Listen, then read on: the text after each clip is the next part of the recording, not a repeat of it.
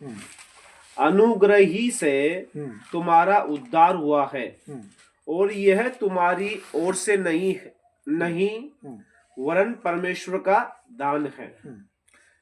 रुकिए, हाँ आगे पढ़िए थोड़े से और न कर्मों के कारण हम्म, ऐसा न हो कि कोई घमंड करे। हम्म,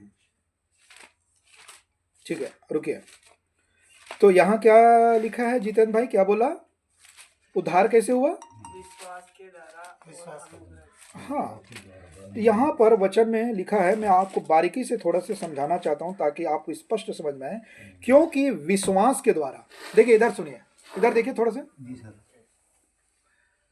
जब आप पहली बार यीशु के पास आते हैं, चाहे टीवी के द्वारा, ट्रैक्स के द्वारा, किसी प्रभु दास के द्वारा, या सताव के द्वारा, या बीमारी के द्वारा, कोई ना कोई कारण से आप यीशु के पास आते हैं। कोई भी कारण से, शायद कोई बताया होगा आपको, या भाई ने बोला मैं मोबाइल के द्वारा प्रभु को जाना, ऐसे किसी न किसी रीति से जब आप सृष्टिकर्ता प्रभु के पास आते हैं और आप अपने पापों को मानकर मन फिरा के यीशु मसीह में विश्वास करते हैं। मैं एक बात बताऊं, भारत में 99% चर्च दुष्ट आत्मा की शिक्षा में चल रहा है। जितने भी विश्वासी पास्टर दिखते हैं, जरूरी नहीं कि सब लोग सही चलते हैं या सबको उद्धार हो गया है। ये दुनिया में बहुत पाखंड लोग हैं, मैं आपको पहले से बता रहा हूं। समझ आ रहा है? ज्यादातर आपके अपने ही लोग धोखा देंगे आपको। हमको आदमी पर देख के कभी भरोसा और विश्वास नहीं करना चाहिए। अभी जो मैं शिक्षा दे रहा हूं ना, आप मेरा बात में विश्वास मत करिए। आप अपने घर में जाइए, चुपचाप घुटना टेके प्रभु से प्रार्थना करें, प्रभु छत्तीसगढ़ का एक बंदा आया है, उसने जो प्रचार किया, क्या प्रभु आपके वचन से शिक्षा दिया वो सही है? आप प्रभु से पूछे जाकर। यदि सच होगा तो आपको बता देगा, यदि गलत होगा तो भी आपको बता देगा। यह है परखने का सही तरीका। समझ में आया? मैं कैसे भी बोल के आपके ऊपर थोक पर चले जाऊंगा, उसमें कोई सच्चाई नहीं है। परखना चाहिए, सही है गलत है। ठीक है, तो मैं आपको बताना चाहता हूं, मैं बता रहा था कि जब आप मन फिराते हैं, यीशु में विश्वास करते हैं, ठीक है, तो आपने सबसे पहले उसको क्या दिया जितेंद्र भाई? यीशु मसीह को आपने सबसे पहले क्या दिया? विश्वास दिया। क्या दिया आपने? प्रभु मैंने पापों से मन फिरा लिया, मैंने संसार से थक गया, अब जीने की इच्छा नहीं प्रभु, तेरे बारे में सुना और मुझे तेरे वचन में सच्चाई दिख रही है, मैं तुझ पर विश्वास करता हूं। आपने क्या दिया? विश्वास दिया। तो प्रभु ने बदले में क्या दिया आपको? वचन के अनुसार अनुग्रह। अनुग्रह का सही परिभाषा क्या होता है? जो ताकत से आपसे नहीं हो सकता, जो पैसे से नहीं हो सकता, जो बुद्धि से नहीं हो सकता, जो किसी और कारण से नहीं हो सकता, वो प्रभु ने अपने तरफ से फ्री में आपको करके दिया, उसको बोलते हैं अनुग्रह। उसको क्या बोलते हैं? अनुग्रह। ठीक है, आपने विश्वास दिया, प्रभु ने बदले में क्या दिया? अनुग्रह। और अनुग्रह से ही प्रभु ने तुम्हारा क्या किया? उद्धार किया। ठीक है, अब उद्धार हो गया, ठीक है, पवित्र आत्मा मिल गया। अब आप चल रहे हैं संसार में, बाइबल पढ़ रहे हैं, प्रार्थना कर रहे हैं, संगति भी कर रहे हैं, सब कुछ बढ़िया है। लेकिन जाते जाते जाते 5 साल, 2 साल, 3 साल या 10 साल, 20 साल के बाद हो सकता है आप कोई बीड़ी पिए, दारू पिए, व्यभिचार करें, मूर्ति पूजा करें, कोई भी पाप करते हैं, ठीक है, और उसके बाद आपके अंदर में जो बस रहा पवित्र आत्मा, आपके अंदर में जो पवित्र आत्मा ना, वो कई बार आपको क्या करेगा? बताएगा, अंदर से कन्विट करेगा, निरुत्तर करेगा, बेटा तूने पाप किया है, पाप को मान ले, छोड़ दे, मेरे पास आ जा। कौन बोलेगा? बोले कौन बोलेगा? जो उसके अंदर में जो पवित्र आत्मा है, एक व्यक्ति, परमेश्वर, वो बार बार बोलेगा उस जितेंद्र भाई को, बेटा तू गलत काम कर रहा है, तू गलत करेंगे, आ जा मेरे पास, आ जा, मन फिरा ले, मन फिरा ले, पाप ला छोड़ दे, पाप को मान ले, वैसा बोलेगा। लेकिन जितेंद्र को हो सकता है या तो पाप को मान के यीशु के पास आएगा, या हो सकता है उस पाप को करने में उनको मजा आएगा। समझ में आ रहा है? उसको पाप को करने में मजा आएगा तो जितेंद्र बोलेगा अरे नहीं नहीं नहीं नहीं, पाप करने में बड़ा मजा आ रहा है, मैं बाद में मांग लूंगा, प्रभु से मांग लूंगा बाद में, अभी पाप करने में बड़ा मजा आ रहा है। कोई भी पाप हो सकता है, ठीक है। तो प्रभु देखेगा जितेंद्र भाई मन फिराने के लिए क्या नहीं है, जो अभी अभी जो पाप कर रहा है उस विषय से क्या नहीं कर रहा है, वो मन नहीं फिरा रहा है।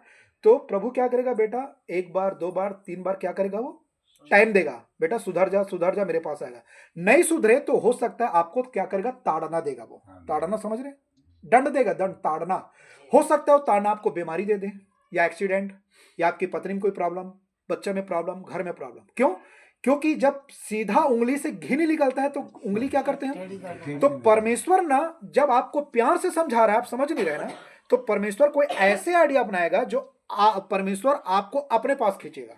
क्यों? क्योंकि आप संसार में बर्बाद होने जा रहा है। और शैतान आपको इस्तेमाल कर रहा है उधर, और आप उधर भाग रहे हैं, परमेश्वर की आवाज नहीं सुन रहे हैं, तो परमेश्वर आपसे प्रेम करता है, इसलिए वो नाश ना हो बोल के परमेश्वर अपने प्यार में आपको खींचता है। क्या देकर? ताड़ना, दंड देकर। उसके बाद भी आप नहीं आना चाहते ना, तो प्रभु क्या करता है? आपको इस संसार से एक दिन उठा लेगा। उठा लेगा मतलब मर जाओगे आप, समझ रहे?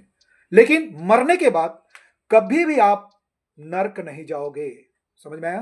क्योंकि उद्धार कभी खो नहीं सकता। बाइबल में कोई जगह ऐसा नहीं लिखा है कभी भी एक बार मिला वो उद्धार कभी खो नहीं सकता है। तो बोले ब्रदर क्यों नहीं खो सकता?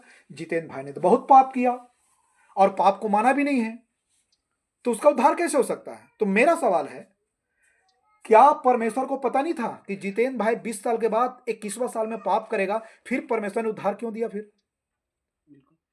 परमेश्वर ने उनको उद्धार क्यों दिया? जब उसको पता था 21 साल में जितेंद्र भाई पाप करने वाला है, तो फिर उद्धार ही क्यों दिया उनको? परमेश्वर तो भूतकाल का परमेश्वर है, परमेश्वर भविष्य काल का परमेश्वर है, वर्तमान काल की परमेश्वर तो पूरा सारे बातों को जानता है, फिर उद्धार ही क्यों दिया फिर आपको? ठीक है, एक सवाल करता हूं मैं आपसे। हम किसी के बर्थडे में जाते हैं, शादी में जाते हैं ना, जब हमको निमंत्रण देते हैं हम जाते हैं, तो हम क्या लिखते हैं? गिफ्ट, सोना चांदी, बर्तन, साड़ी, पैंट, शर्ट, जो भी हो देते हैं।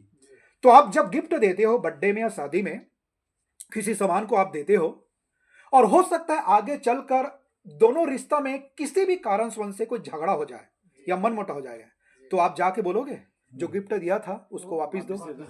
बोलोगे? तो परमेश्वर अपने अनुग्रह से दिया वो उद्धार को, जितेंद्र भाई पाप किया और परमेश्वर क्या बोलेगा जितेंद्र को? नहीं नहीं नहीं नहीं जितेंद्र, मैंने अनुग्रह से तुम्हारा उद्धार दिया था, उसको मैं वापस छीन रहा हूं, अब तू मरने के बाद नरक जाएगा, ऐसा बोलेगा परमेश्वर? और ऐसा बोलेगा तो परमेश्वर हो नहीं सकता फिर। क्यों? क्योंकि परमेश्वर न्यायशील परमेश्वर है, वो न्याय करता है, न्याय, और उसके न्याय में कोई पाप नहीं है, वो बिना पक्षपात न्याय करता है। आमीन। इसलिए प्रिय दोस्तों, आपको डर नहीं है।